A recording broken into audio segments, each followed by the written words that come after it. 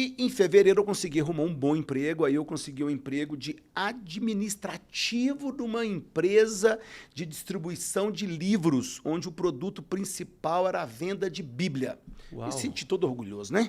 Levei aquela camisa branquinha, tudo lá direitinho, comecei a trabalhar, mas pouca experiência, vamos aprender como é que funciona o cargo administrativo, né?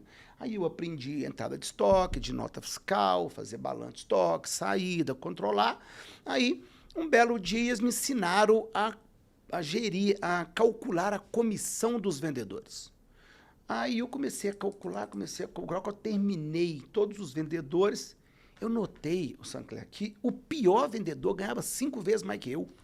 Aí eu pensei comigo, se eu for pior do que ele, eu ganho 4. Por que eu tô ganhando 1 aqui se eu posso ganhar 4? Fui lá, bati na porta lá do meu patrão, Carlos Washington. Falei, senhor Carlos, eu quero ser vendedor. Eu quero ser vendedor, esse negócio não dá para mim, eu não tenho paciência de ficar ganhando um salário, eu preciso buscar mais, eu sou o mais velho lá de casa, eu tenho que ajudar minha mãe é costureira. Nós, nessa época, morávamos num barracão de 2 quartos, uma sala e uma cozinha. Era um barracão de 4 cômodos. Tinha irmãos? Naquele cômodo que eu dormia eu e mais 3. Então, minha mãe ficava num quarto, eu e meus 3 irmãos no outro, uma salinha e uma cozinha para almoço. Um banheiro para todo mundo na casa. Entendeu? E aí ele falou comigo, impossível te dar um emprego. Porque você é de menor, você tem 17 anos, e eu preciso de uma autorização por escrito da sua mãe me autorizando a te colocar como vendedor, porque como vendedor você precisa viajar. Então, o cargo nosso de vendedor não é interno, ele é externo, e a gente trabalha por cidade. Aí eu falei assim, puta merda, eu vou conseguir essa autorização. Cheguei em casa, falei pra minha mãe, tenho 3 notícias para te dar. Primeira notícia, vou ser promovido na empresa que eu estou trabalhando. Segunda notícia, vou parar de estudar. Terceira notícia, eu vou ser vendedor externo dirigindo pelo estado de Minas Gerais. Foi 3 dias de choro, né? Foi 3 dias de choro. O sonho dela era que eu virasse um contador, um caixa de banco, um gerente da loja de armarinhos. Principalmente né? estando ali perto dela, né? Eu não queria que você viajasse de jeito nenhum. Aí eu né? falei, mãe, é o que eu quero, eu não posso ficar acomodado, eu não concordo de estar nesse tipo de vida. Depois de 3 dias ela concordou, assinou a autorização que eu poderia viajar, que eu poderia... Era como se fosse uma emancipação interna, né? Sim. Não foi no cartório, não foi em lugar nenhum, é ela mesmo que autorizou, consegui, entendeu? Estudei o produto, porque todo vendedor ele tem que encarar o problema, enfrentar o problema, mas tem que conhecer o produto. Porque como é que eu vou vender um produto se eu não conheço o produto? Ah, mas é Bíblia, não tem que conhecer porque todo mundo conhece. Eu não concordo, entendeu? A maioria não conhece.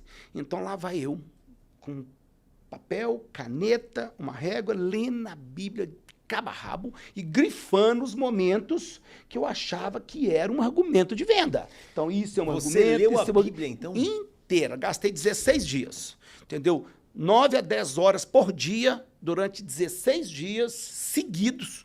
Eu li a Bíblia todinha ali para poder entender e grifei os argumentos. Opa, isso aqui é um argumento. Opa, isso aqui é um argumento. E eu fui grifando aquele negócio ali. Eu lembro que do dia 16 eu terminei, dia 17 eu comecei, era o início da segunda quinzena daquele ano, maio, que eu iria fazer 18 anos. E ele me deu uma variante TL, né? Para quem não conhece aí, gente, a variante TL, uma das primeiras peruas que teve no Brasil aí. Ela veio antes da Brasília ou depois? Ela veio antes da Brasília. Então, a Brasília é a É a evolução da variante. Teve a variante, depois teve a variante 2, depois veio as Brasília.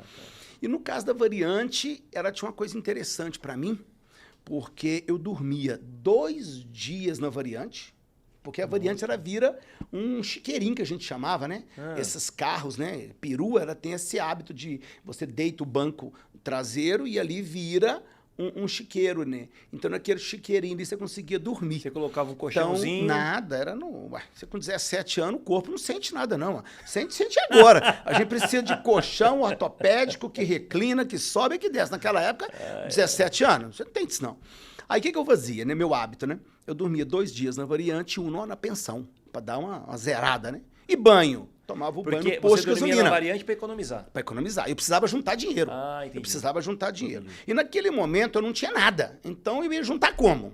Eu tinha que arriscar tudo para juntar alguma coisa. Entendi. Então, variante, dia 17 comecei minha primeira viagem, João Pinheiro, também em Minas Gerais, entendeu? E eu tinha direito... Perto de Braslândia, Paracatu. Paracatu, Braslândia, Conheço. Vazante, Lagamar, aquela região lá. Essa foi meu primeiro desafio. Eu tinha que, uma variante, puxando uma carretinha lotada de Bíblia e um pouco, como o carro-chefe era a Bíblia, o estoque maior era a Bíblia, e um pouco de enciclopédias voltada a estudo, voltada à culinária, voltada a paisagismo. Caso não fosse a Bíblia, eu tinha um segundo produto para poder estar oferecendo. Puxando aquela carretinha, lá vai eu, entendeu? Para João Pinheiro. Deixa eu te perguntar, como é que você levava esses livros todos na mão? Você transportava na carretinha da variante. Da variante. A variante puxando aquela Mas carretinha. como é que você ia na casa das pessoas? Aí eu parava a variante num quarteirão, X, tá lá, para a variante numa sombra, Tá. pega 2 Bíblias, põe debaixo do braço e mira as casas e vai de casa em casa. Outra Uau. dica, nunca recuse um cliente. O cliente está de bermuda, está de chinelo, está a pé, está subindo, está descendo, gordo e magro, acredita no seu cliente. Eu não pulava uma casa. Então, casa, batia. Economizando 2 dias na variante, 1 dia na pensão, tomando banho no posto de gasolina que parava caminhoneiro, porque tem o banheiro lá do caminhoneiro, entendeu? E não parava para almoçar. Porque a minha estratégia era o seguinte, se eu paro para almoçar numa cidade que eu não conheço, sem ninguém para estar me cutucando, me vigiando, eu vou cair numa lombeira, né? Que a gente chama de fazer o quilo, né? Então você acaba de almoçar, passa no banco da praça, para na sombra, você perdeu o ritmo. Então eu ia, eu levantava da variante, tomava um banho no poço, ia na padaria, 2 pães de sal com manteiga, um copão de café com leite ou café leite Toddy, misturava lá para dar energia e começava. Pá. Como eu sabia que eu não ia parar para almoçar, eu aceitava tudo. Tudo me oferecia. Só aceito uma água, aceito um café, aceito um biscoitinho, aceito um bolo, aceito. E ia aceitando coisas nas visitas do dia que é negócio do dia. Eu tinha direito de voltar para Patos toda sexta-feira. O que eu fazia para ganhar tempo? Não voltei. Porque senão eu vou ficar o final de semana, porque eu trabalho mais, prospecto mais, visito mais. Então, tá aí. Quem mais fala, mais negocia. Quem mais negocia, mais vende. Quem mais vende, mais ganha. Quem mais ganha, quer mais visitar, quer mais bater na porta, quer mais prospectar. E era isso que eu fazia, batia. É um ciclo virtuoso, né? E minha meta era ser o último vendedor, porque eu ainda não tinha essa bagagem ganhando 4 vezes mais do que eu ganhava. Terminou aquela quinzena, voltamos para casa no dia 31, dia 1º, sentar com o chefe para fazer a prestação de contas, né? Sim. Aí chegou lá, os vendedores apresentando, 14. Era difícil vender uma Bíblia, porque a Bíblia custava 3 salários mínimos. Hoje, essa Bíblia custaria R$ 4.500. Custaria. Por quê? Era uma Bíblia muito bonita, toda encapada de couro, com as folhas douradas, um material muito bom para a época, as imagens assim, muito nítidas, as fotos da Basílica, dos quadros, mostrando a vida de Jesus Cristo, toda a ascensão de Jesus Cristo, desde a anunciação até o nascimento, até o crescimento, até ele ali de frente dos na época lá, os estudantes, o pessoal todo lá, entendeu? Era muito bem feita. Então, era uma Bíblia cara. E vender uma Bíblia, gente, hoje, de 3 salários mínimos, não é fácil. Então, os números eram esse. Chegou um 14, 18, 22, 26, 27. Aí chegou o Zé Carlos. O Zé Carlos era o melhor vendedor.